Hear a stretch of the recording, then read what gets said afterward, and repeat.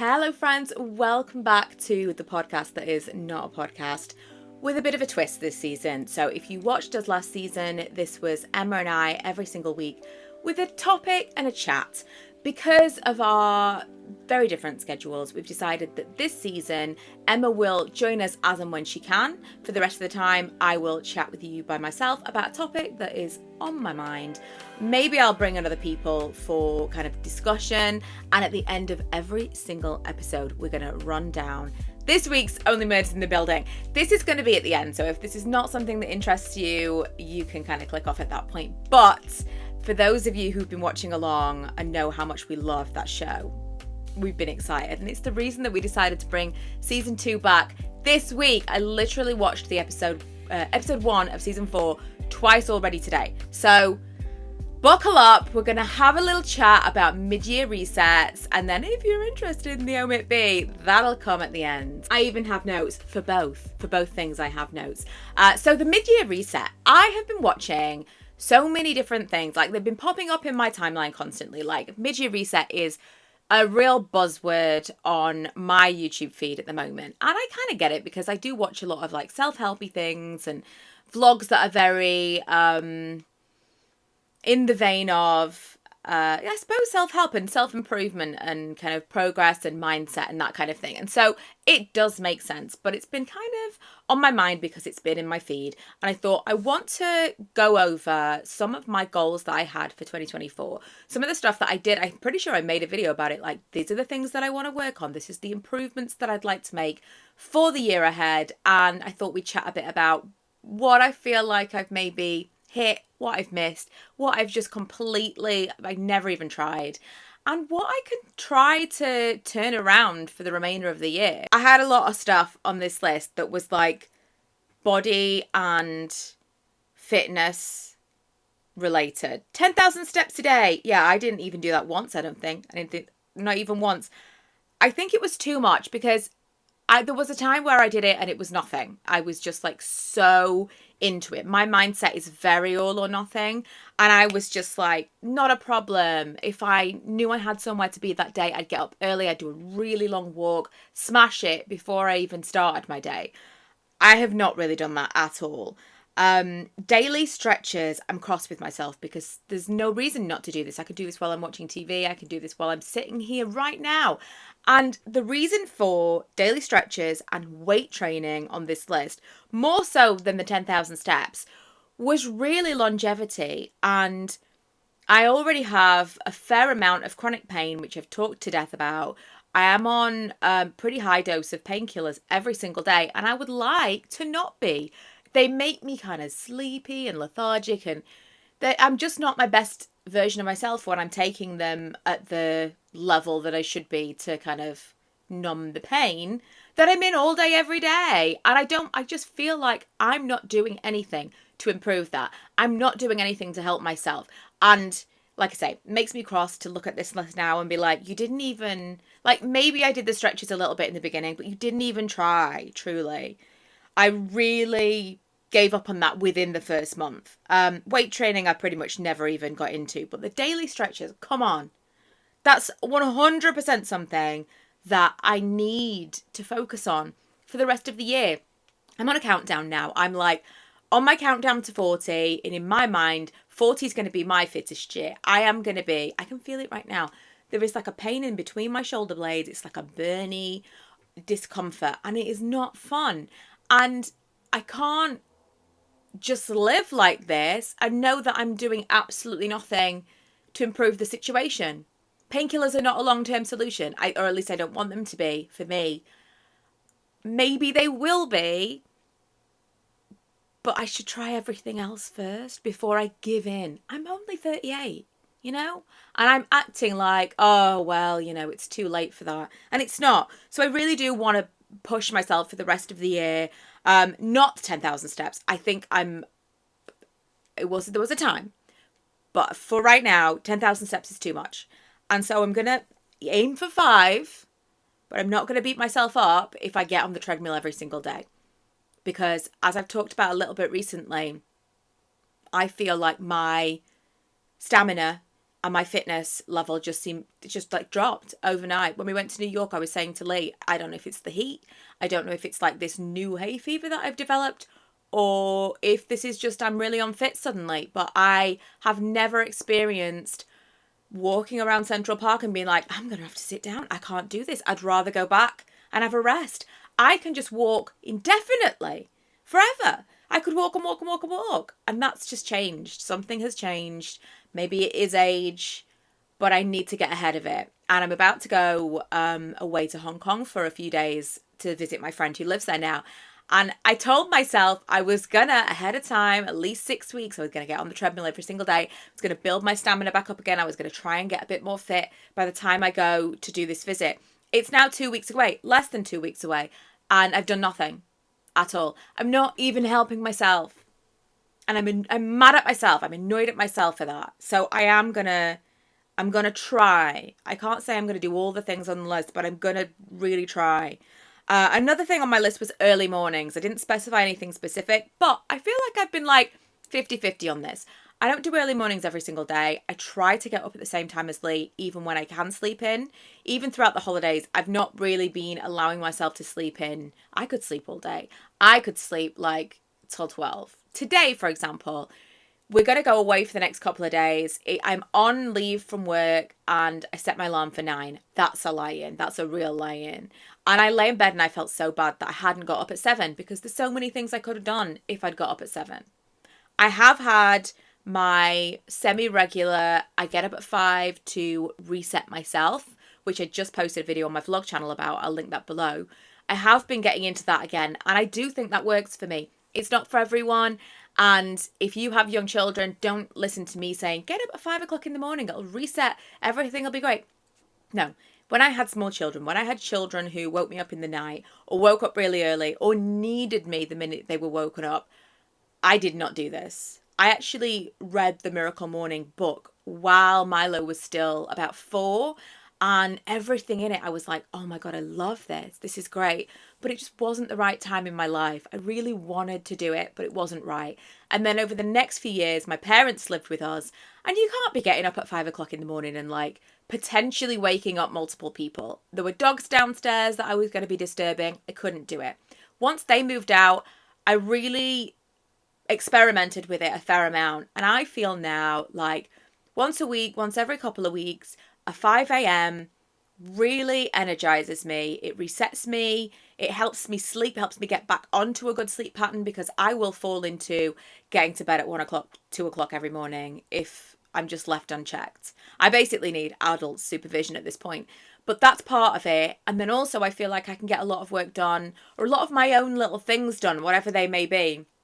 It doesn't have to be work. It can be like you want to catch up on your reading, you want to play a game, you want to do something that's for you before doing my day job. I find that immensely helpful for me mentally. So early mornings, I would say I kind of 50-50 fit them. You know, I did some super early mornings, but I did also not really allow myself to fall into the patterns of sleeping in as and when I can. I've got on this list as well, cozy treadmill time, which was a trend at the beginning of the year. This was one of the ways I thought I was going to get my 10,000 steps. I remember giving it a go and being like, yeah, I love this. Fell off the treadmill a couple of times. The general idea is that while you're watching a movie or while you're playing on your, whatever, you play on a phone game or you're playing on your Switch for me, you're also on the treadmill. So you're using that time that you would normally be like sedentary, like laying out on the sofa. You're on the treadmill, even at a slow pace, you're moving your body. I really like this idea, but it never took off for me. So maybe again, because I am going to make those steps, no pun intended, I will actually try to make this work. We'll see. At least for the next week and a half, to just try and build something up so I'm not immediately falling asleep when I get there. I was doing really regular blog posts at the beginning of the year. Right now, I'm kind of in two minds. Part of me wants to re-energize my old Michaela.com blog and make it kind of like a really nostalgic 2012 lifestyle blog. Like there's some things that I want to share some recipes. I want to share some cocktails that I feel like I've what's the word I'm looking for? Perfected over time. There's some things like that that I'd want to share. A little bit of house things, really old school blogging. But at the same time, I have to recognize I've only got so much time. I really have kind of maxed myself out recently. I'm doing videos on this channel, videos on my vlog channel. I've got a gaming channel now that I'm being really consistent with, but that is just a hobby. I've got the candle business that I'm running with my friend Karen, and I do all the social media stuff and the website stuff for that, along with making the candles, although Karen does all of the wax melts, the other like non-wax products that we make, and she does all the shipping. So I'm just want to be clear, it's very evenly split, but I'm saying it's a lot. And to then be like, and you're going to give yourself a blog to maintain. It's hard to keep consistent with things. And same as with this podcast, Emma and I had that conversation, and it was a bit of a, do you know what?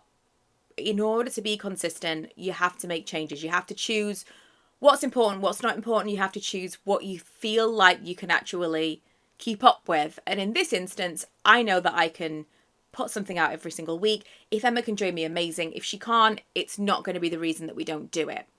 And I have to be a little bit more realistic with the things that I decide to commit to, is the thing. And so I'm kind of undecided about the blog at the moment, what I'm going to do with it. But what I was doing at the beginning of this year was I was doing these posts called Weekly Wins. And they were a bit of a dual purpose.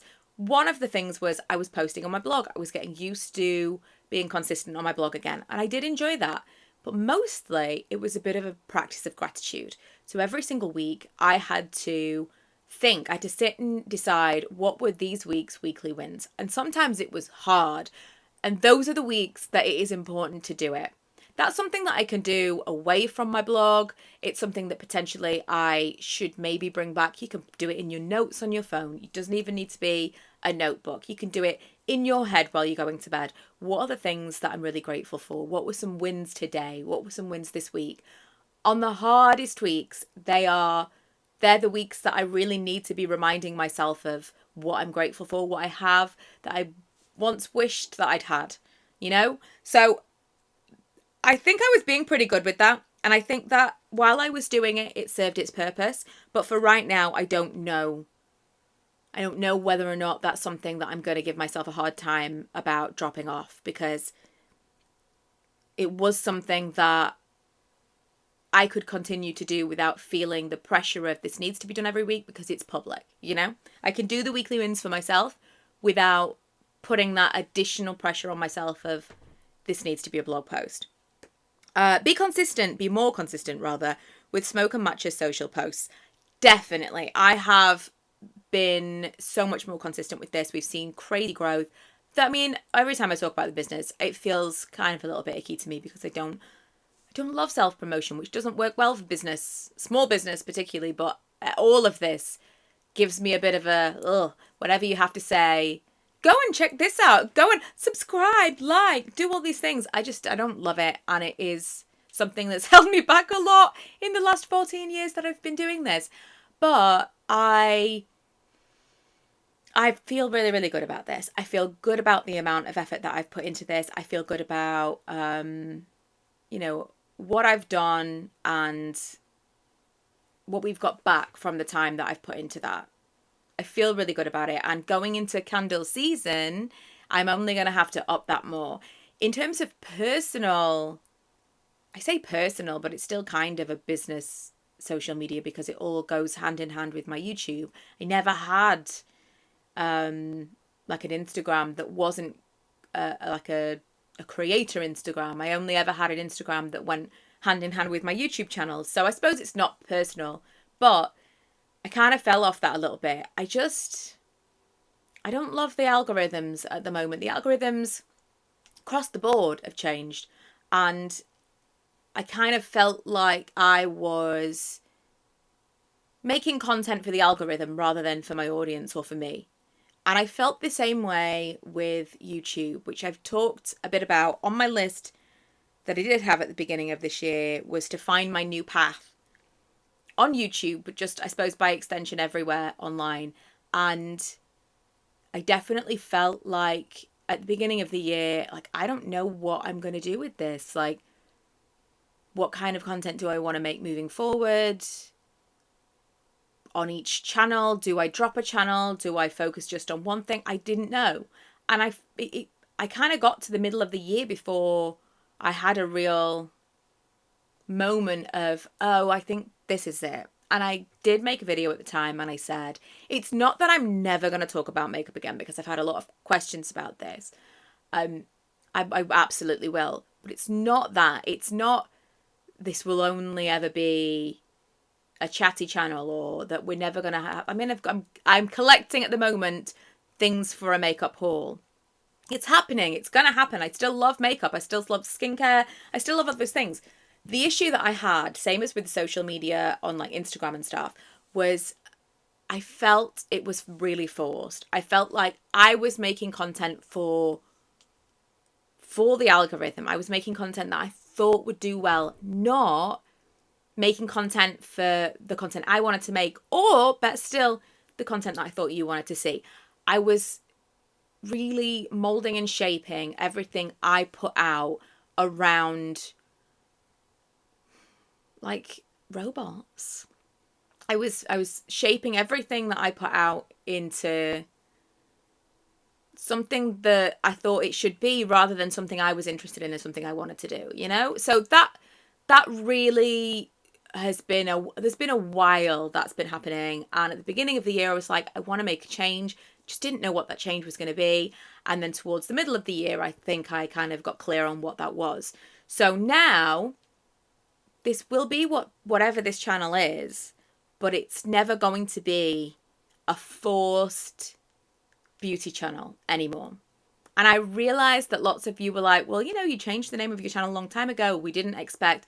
I get that, but I needed to draw some lines and tell you what to expect, what it was going to be. And so moving forward, I'm going to talk about whatever I want to talk about here on this channel. Maybe it's makeup, maybe it's not.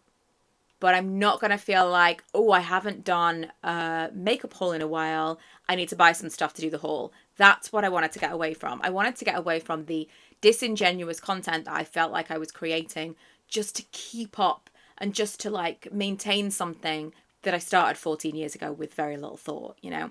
The vlogs and stuff I'm really enjoying. And in September, I plan to play around a little bit with that and do maybe some more fun, creative stuff. Obviously, I've got my little trip coming up, and that's going to be a good way to kind of play around with that. I'm gonna definitely, I mean, I've got all that time by myself, the actual traveling time and being in the hotel and all of that stuff, all that time by myself, although I should probably be sleeping, but you know, it's not what I do, where I can really play with being creative. And I'm really looking forward to that. I feel like, especially ahead of the Christmas season where vlogs up the ante a little bit. I don't know whether I'm going to do Vlogmas this year, but if I do, I'm going to use September as a bit of a re-energize of the vlogs. So I feel kind of good about a lot of the creative stuff that I decided that I wanted to do this year, but the bodily fitness stuff, really,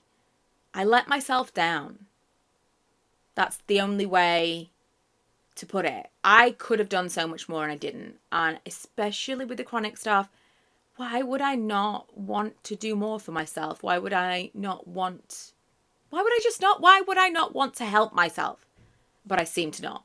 So I'm definitely going to make some big changes for the remainder of the year. And I hope that when I come back to you with some kind of New Year's or maybe 2024 in review, I can tell you that I did make steps to improve my fitness, because come February we're going to be on a full 12-month countdown to 40, and I feel really serious about it's the longevity thing. I want to be able to walk. I want my joints to be strong. I want to be fit and healthy. I want all those things. So that's really important to me, and I need to remind myself that's important to me, because I have control over most of it. And I'm really letting myself down. So this week, Milo is joining me for the Only Murders recap. No, well, kind of. Well, no, it's just like theories, really, because we've got to figure out who we think it is and what they've, what we've seen in the first episode. Yeah, I also feel like for next week we need the full thing of like everyone that could possibly be, like all the suspects. Yeah. Possibly on the wall. I need to speak somewhere because I know that if I say this, because this kind of irritates me, and I know that someone will irritate. It will irritate someone else as well. I just don't get how they'll use a character and then just won't appear whatsoever. You don't know what happens to him or anything, like Alice or Nina Lynn. Yes, Nina Lynn is a weird one. I know, because she was just a normal person. She was the person who owned the building, but she just disappeared after. She was like the building manager. I know, and I know we haven't seen them in the building for a while, but still. Yeah. No, I agree. I don't think Nina Lynn at all in the last season. No, she wasn't in season 3. And also Winnie. Winnie wasn't in season 3. No, that was weird. Because we hadn't seen him in his thing, but it might have been his son who was taking care of him. Since they weren't in the building again, but they might make a return in season 4, since they might be in the building more, but they might not be. True. So also, well, I mean, we'll get to it, but there were some other things that were like, why didn't they do this? So first of all, me and Milo also always look in the very beginning, in the intro for like, is there something different? And it wasn't me, but it was you. You figured out that there was another person in the window. How there's like multiple people that we don't know in the windows, but we saw. I think there's at least one new woman in the window. Yeah, and I think that's for the first time. But you noticed the dog. Yeah, there was Howard in the beginning of the season 1 was walking a new dog, and then in the beginning of episode 1 we see that dog, and I thought that. So it was immediately relevant. Yeah, so I actually. Thought that it was going to be a thing. Yeah, it's definitely a thing. Every single week they do something a little bit different in the intro, though, don't they? Yeah, it wouldn't be special saying that it wasn't, because usually if it was a dog, I wouldn't really care, because Bunny had that pug and it never came into the series. Was he never in the series? No, the pug was never in the series. Just Mrs. Gambellini? Yeah. What even happened to Miss Gambellini? She was called Mama G by the end of season. But was it Uma? 2? Did Uma take care of it, or was Maybe. it Howard? No, I think that Howard. No, I think the end of season 3. That's when Oliver said she and Winnie were getting along, and he'd renamed her Mama G. So it's only been one episode. 3? Yeah. Wait. So Winnie's still in it then? Because he said Winnie and thing. Maybe. Because that would mean that Winnie's still in it. Maybe I'm thinking of season 2. That would have been season 2, I think, because that was the season that all the bunny stuff happened. So basically, all the pets disappeared in season 3. Yeah. Which is weird. We haven't been in the building for a while, and this time I don't think we're going to see much anyway, because they go into LA and stuff. Yeah. So, I don't think they're in it for very long, but I had written on my notes, Gravy is retired, but Howard doesn't know what he used to do. Sniff a dog, question mark. Wait, he said he doesn't know what to do, but then he just texted Mabel. That he used to be a cadaver but how dog. did he just figure that out? I think he must have found out in the meantime. Yeah. But then obviously we already knew about that by then. And then I also wrote down Bulgarian metal joints, which then became a thing to do with. Yeah. So in the end, they found the metal joints and they said Bulgaria on them, and then we knew that was spoiler Saz. alert? Spoiler alert. And then I've got written down, Charles used to live in Saz's apartment in LA. I think that's going to be a thing. Yeah, well, we kind of already knew that, though. Because Saz got replaced by a thing. Charles got replaced by Saz in that thing. No. I would have expected it anyway. No, because Saz was his... Stunt double. Yes. So he was never replaced by her. Well, he was replaced by her with Joy. Yeah. Joy, she ended up going out with multiple people that he'd gone out with before, but she wasn't replacing him. She took over his lease. So I think the fact that Charles used to live in that apartment is going to be either useful because he's going to know something about it, or it's going to link us back to, did the killer kill Saz, but they meant to kill Charles? I think they probably meant to kill Charles, because if you remember in the text, it seemed very mean to Charles. It did, but I think they meant to kill Saz. Because I think Saz was maybe looking into something. You know, when they went to her Oh, yeah, and it said, house, like, they were looking, and she was, like, trying looking to figure at Charles. something out. I think something was going on. And when they were in Saz's apartment... I think they were going to kill Charles, but then Saz figured out. Maybe. Something, and then they thought they had to kill Saz first. Maybe. When they were in the apartment or house that Saz lives in LA, there was a noise that they didn't investigate. Yeah, there was a noise inside the house, and they just left it and went over to the table. I don't know why. Because they were distracted by the phone call from Lester about the gunshot in the thing. So also, there's a noise in that house in LA, and you're like, ooh, maybe that's the killer. But on that same day in New York, someone left a note for Lester to fix the window pane so that they wouldn't see. Then Lester would have seen them. You must know what they look like. Well, no, because he was left a note.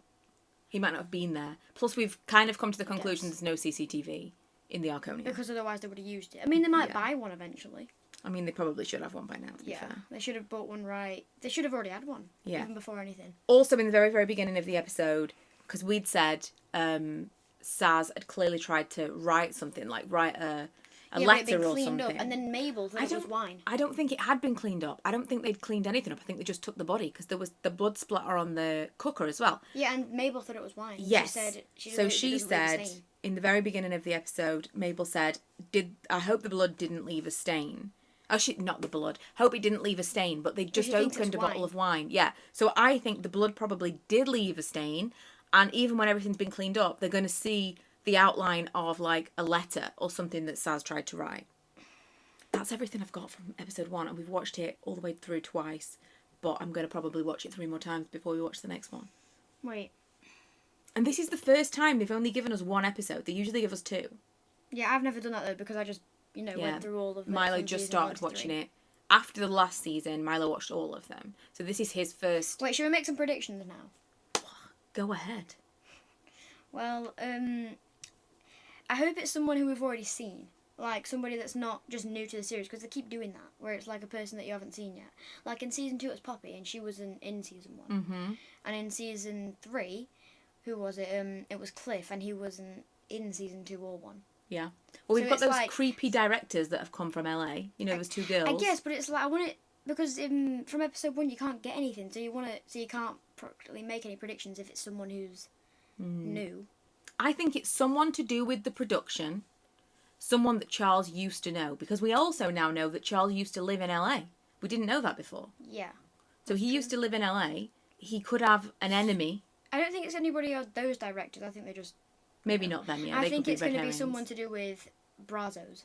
Yeah, someone who used to be... Maybe it's, what's his name? The person who's dating Joy right now. I know, I was thinking that too. Because he seems a little bit off the edge. I was thinking that too. What's he called? I forgot, but it looks like Charles. Something Pyre. It's like vampire, something like that. No. The guy from Quantum Leap. Bacula. Dracula Dracula! and vampire. Dracula and vampire. Come on, that's not fair. I see where you were coming from that. Scott Bakula. Yeah, I also thought that was a bit weird, but it's a little bit like It's probably Sting not. and Amy It's always the person Schumer. that you would least expect, though. Yeah, I know. I think it's someone who's got something to do with this production because the same night... But also that you would expect it to be one of the productive people. I think it's going to be someone new, sadly. I don't want it to be someone new, but it probably will. I think it's going to be someone new, but it's going to be someone from Charles's past. Probably. Like someone who's new, but not new. Yeah. So it might be Bacula or whatever Could be his name is. Bacula vampire. Yeah, Bacula. that's what I think. I think it's going to be someone who had something to do with it because the same night that Saz got killed, they were getting messages from LA about making the show. And they'd already put everything in place. Wait, I've just realised something. They since they just finished their series, someone from it. It's like kind of like how Poppy killed Bunny For the series, so they for could the do it show. for a show. Yeah. But what if they killed Saz so they could make the movie on it? Yeah, maybe. But also, you know how they needed to get the life rights? What if they were going to kill them all so they didn't have to pay for the life rights? That's true, but that's a little bit too dark. I don't think that's going to happen. I don't know. Because it's never that dark. It's like it's dark, but it's never that dark. Maybe. Perhaps, but it's not the last season. No. Right, well, this time next week, I think we need an actual... It's not our fault. They've given us nothing. They've given us It's nothing. basically just them figuring out that Saz is dead. It is. But we have also met a lot of people, so I Oh. think we've got a lot of suspects now. There is something that I do think about the series. I think Charles is going to be the main character. Because he seems the one who was most worried about Saz. Yeah. And it seems like because he was most connected to Saz, it's going to be more about him. Like it's going to be him who's got the most screen time. Like him who's trying to figure it out the most. Like the person who wants to do it the most. I wouldn't be surprised if Jan comes into it. I mean, she'll probably be in it, but I think she'll be in jail. Maybe. Like, it could have been Saz who tried to kill... it could have been Jan who tried to kill Saz. But she's If in that- jail. I mean, maybe. I mean, I What don't if she know. escaped? Because I remember before that, I came up with a theory. Before, like, just right after season 3, before the season 4 came out, I told you that it might have been Jan, who came in to kill Charles, but it was Saz. Mm-hmm. Do you remember that Saz and Jan were going to jail to talk to each other? I do remember. So it might have been... They were kind of dating. That could have been something. It could have been something. 'Cause Or maybe even Saz just left like her. Jan might know. Maybe she wanted to kill Saz because Jan left her. Yeah. Jan might Saz know left her. something about it. You never know. You never know. There's a lot going on, but I think by next week we'll have watched one more episode and we can get together our suspects. Yep. And then we'll have a little bit better idea of what's going on. But thanks to Milo for giving us his pitter patter on this week's Only Murders in the Building. You'll have to come back next week and tell us what you think from the... You look so devastated. Is it because they only gave us one episode? Yeah. Okay. Should have given us 2.